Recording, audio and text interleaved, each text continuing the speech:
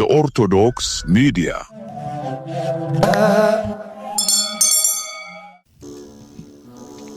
ከአድማስ ባሻገር በሰሜን ሸዋ ምድር በይፋትና በኤፍራት አውራጃዎች መካከል ተፈጥሮ በግርማ ሌሊት የተጎናጸፈችውና መንፈሳዊነት በዝምታ የሚነጋገርበት አንድ ቅዱስ ስፍራ አለ። ይህ ስፍራ ጻድቃኔ ማርያም ይባላል። መልክዓ ምድሩ እንደ ጥበበኛ ሰዓሊ የተሳለ፣ እንደ ቅኔ ማህሌት የተቃኘ፣ በልምላሜው ገነትን የሚመስል ሲሆን ታሪኩ ግን ከዘመናት በላይ የቆየ በመንፈሳዊ ተጋድሎና በሰማያዊ ጸጋ የታሸ ነው። ይህ ታሪክ የሚጀምረው በጥንት ዘመን ዓለም በግፍና በበደል በታወከችበት ወቅት ሳይሆን ቅዱሳን አበው ፍቅረ እግዚአብሔር በልባቸው ነግሶ ዓለምን ንቀው ተራራና በዓታትን መኖሪያቸው አድርገው በነበረበት የብርሃን ዘመን ነው።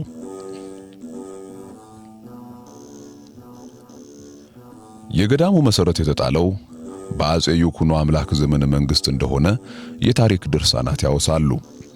በዚያን ወቅት 33 ጻድቃንና ቅዱሳን ከሩም ምስራቅ ከሮም ተነስተው ወደ ኢትዮጵያ በመምጣት ይህንን ስፍራ ለጸሎትና ለተጋድሎ መርጠውታል። ስፍራው በግርማው የሚያስፈራ፣ በጸጥታው የሚያስደምም፣ በፏፏቴው ድምጽ ደግሞ አምላክን የሚያመሰግን ልዩ ደብር ቅዱሳን ሆነ። ጻድቃኔ የሚለው ስያሜ የመጣው ከነዚህ ቅዱሳን ጻድቃን በረከትና ተጋድሎ ነው። እነዚህ አባቶች በዓለም ያለውን ክብርና ድሎት በመናቅ በዚህ አስቸጋሪ ገደላማ ስፍራ ውስጥ ገብተው በጾም በጸሎትና በስግደት አምላካቸውን አገለገሉ።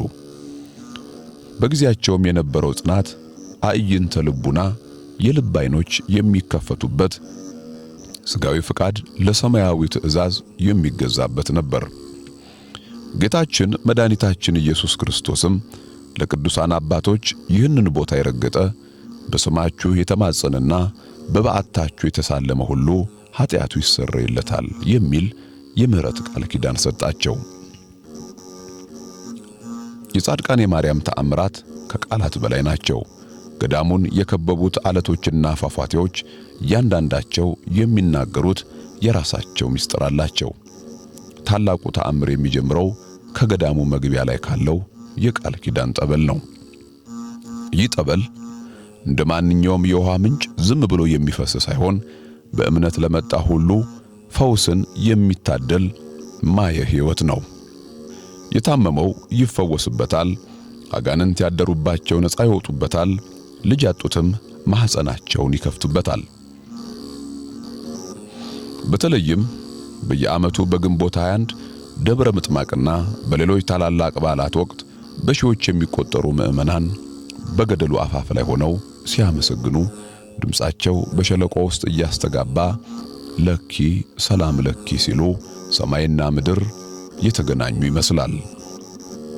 በገዳሙ ውስጥ የሚገኙት ጥንታዊ ስዕላትና ንዋያተ ቅድሳትም በአይነ ሥጋ የማይታይ ነገር ግን በመንፈስ የሚሰማ ልዩ ኃይል አላቸው። ብዙዎች በዚህ ገዳም ጸልየው እመቤታችን በብርሃን ተገልጻ ታየችን በማለት ምስክርነታቸውን ይሰጣሉ።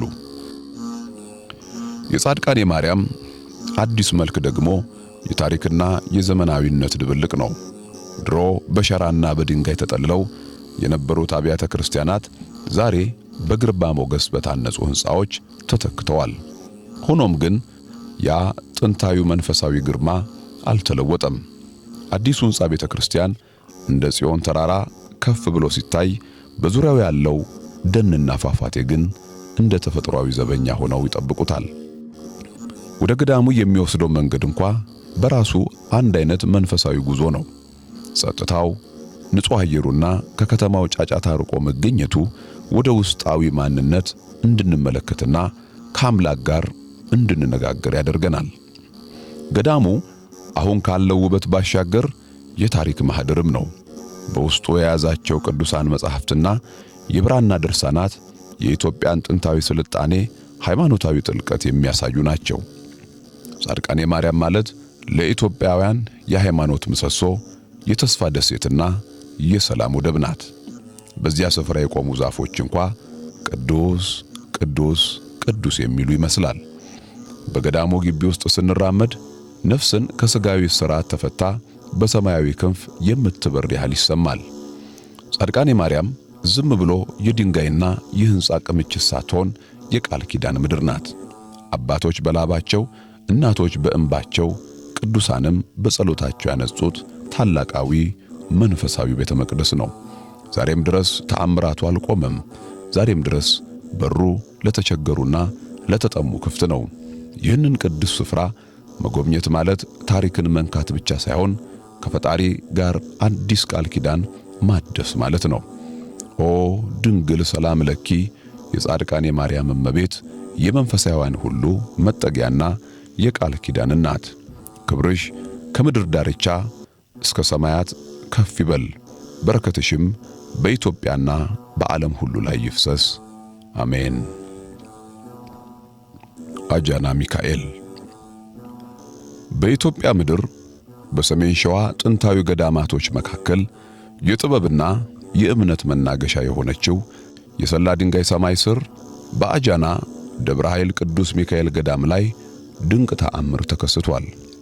ይህ ስፍራ የቀደምት ሊቃውንት መፈጠሪያ፣ የነገሥታት መጸለያና ቅዱሳን መላእክት የክንፋቸው ጥላ ያረፈባት ምጥቅ ምድር ነች። ታሪኩ የሚጀምረው ዛሬ ካየነው ከዓለቱ ውበት ሳይሆን በዘመናት ጥልቀት ውስጥ ተቀብሮ ከነበረው ጥንታዊ መሠረት ነው። ውበት ሳይሆን ገና በጠዋቱ የሸዋ ደጋማ አየር በቅዱስ ሚካኤል መቅደስ ዙሪያ ሲመላለስ የታሪክን ጠረን ይዞ ይነፍሳል። አጃና ሚካኤል ከጥንት ጀምሮ በሰላ ድንጋይና በአካባቢው ያሉ ምዕመናን አባቱ እንደሆኑ የሚያምኑበት የመከራ ዘመን መጠጊያቸውና የድል አድራጊነታቸው ምልክት ነው። ጥንታዊው ገዳም በታሪክ ማህደር ውስጥ የነበረው ግርማ ሞገስ ዛሬ በዓይናችን ለምናየው አዲስ ተአምር እንደ ማዳበሪያ ሆኖ አገልግሏል። ይህ ስፍራ ገና ከመሠረቱ በአባቶች ሱባኤና ጸሎት የታተመ በንጉሠ ነገሥት አፄ ዘርዓ ያዕቆብ ዘመን ጀምሮ ስሙ በክብር የሚጠራ የታሪክ አውድማ ነው። በዚህ ቅዱስ ቦታ ላይ የታዩት ተአምራት ልክ እንደ ሰማይ ከዋክብት እልፍ ናቸው። በበሽታ የዛሉ፣ በክፉ መንፈስ የታወኩና ተስፋ የቆረጡ ነፍሳት ወደ አጃና መጥተው በሊቀ መላእክቱ አማላጅነት አዲስ ሕይወትን ለብሰው ተመልሰዋል። በተለይም ያ ተአምረኛው ጸበል ከዓለቶች ግርጌ እየመነጨ የሚፈሰው ድንቅ ውሃ ለብዙዎች የሕይወት ምንጭ ሆኗል። ሚካኤል የሚለው ስም በዚያ በረሃማና ደጋማ ስፍራ ሲሰማ ተራሮች የደስታ ድምፅ የሚያስተጋቡ ይመስላሉ። ሸለቆቹም በምስጋና ይሞላሉ። በጦርነትና በመከራ ጊዜ ሕዝቡን የታደገው፣ በድርቅ ወቅት ዝናብን ያዘነበው የቅዱስ ሚካኤል ረድኤት በአጃና ምድር ላይ ዛሬም እንደ ማለዳ ፀሐይ ያበራል። ይሁን እንጂ የዘመናችን ትልቁ ተአምር በሰላ ድንጋይ አቅራቢያ የሚገኘው ይህ ከአንድ ወጥ ዓለት የተፈለፈለው አዲሱ ቤተክርስቲያን ነው። ይህ ሕንጻ የሰው ልጅ ጥበብ ብቻ ሳይሆን የፈጣሪ መሪነት የታየበት የድንጋይ ላይ ግጥም ነው። እንደ ሰለሞን መቅደስ ድምፅ ሳይሰማበት እንደ ላሊበላ ከዓለት ተፈልፍሎ የወጣው ይህ ቤተክርስቲያን የኢትዮጵያ ጥንታዊ የድንጋይ መፍለጥ ጥበብ ዳግም ሕያው ያደረገ ነው። አዲሱ ቤተክርስቲያን ከምድር ሆድ ውስጥ እንደ ተቀበረ ሚስጥል ተፈልፍሎ ሲወጣ ዓለም በግርምት ተመልክታለች። የዓለቱ ጥንካሬ የኦርቶዶክሳዊ ተዋህዶ እምነት ጽናትን ሲመሰክር፣ የሕንጻው ውበት ደግሞ የኢትዮጵያውያንን ረቂቅ የሕንጻ ጥበብ ይገልጻል። ከዓለቱ ውስጥ የወጡት ግዙፍ አምዶች፣ በድንጋይ ላይ የታተሙት የመስቀል ቅርጾችና ውስብስብ የሆኑት የቅኔ ማህሌት አደባባዮች፣ እያንዳንዱ ድንጋይ በሰው እጅ ሳይሆን በመላእክት ረዳትነት እየተቀረጸ ይመስላል። ቤተክርስቲያኑ በውስጡ የያዛቸው ምስጢራዊ ክፍሎች፣ የድምፅ ማስተጋቢያ ጥበቡና ከዓለት ወጥተው የማይነቀሉ መንበሮች የዘመናችንን መሐንዲሶች ሳይቀር የሚያስደምሙ ድንቆች ናቸው። ይህ በሰሜን ሸዋ ምድር ላይ የበቀለው አዲሱ የዓለት ቤተ መንግሥት አጃናን የዓለም ዓይን አድርጓታል። ተጓዦች ከሩቅ ሆነው ወደ ሰላ ድንጋይ ሲመጡ ይህንን ከአንድ ወጥ ድንጋይ የተሰራ ቤተክርስቲያን ሲያዩ ነፍሳቸው በሐሴት ትሞላለች። ሕንፃው በፀሐይ ብርሃን ሲቃኝ ወርቃማ ቀለም ይላበሳል። በዝናብ ጊዜ ደግሞ እንደ ዕንቁ ያበራል። ዙሪያውን የከበቡት ሸለቆችና ገደላማ ቦታዎች ለገዳሙ ተጨማሪ ግርማን ሰጥተውታል። ይህ ገዳም የታሪክና የዘመናዊ ጥበብ መጋጠሚያም ነው። ጥንታዊው ታሪክ በአዲሱ ዓለት ላይ ታትሟል። የካህናቱ ያሬዳዊ ዜማ ከድንጋዩ ጋር ተዋህዶ ወደ ሰማይ ሲወጣ ሰማይና ምድር በአጃና መቅደስ የተገናኙ ይመስላሉ። አጃና ሚካኤል ዛሬ የሰላ ድንጋይ ድምቀት፣ የሸዋ ኩራትና የኢትዮጵያ ትንሣኤ ምልክት ሆኗል። በድንጋይ ላይ የታነጸች ቤተክርስቲያን መሆኑ የዘመናት ቃል ኪዳን መታደስ፣ ይህ ከአንድ ዓለት የተፈለፈለ መቅደስ ለሚቀጥሉት ሺህ ዓመታት የአማራ ክልልና መላዋን ኢትዮጵያን የሚባርክ በውስጡም የሚገቡትን ሁሉ በሊቀ መላእክቱ ክንፍ የሚጋርድ ቅዱስ ስፍራ ሆኖ ይኖራል። የአጃና ሚካኤል ግርማ፣ የዓለቱ ጽናትና የጸሎቱ ኃይል ለዘላለሙ ይኖር።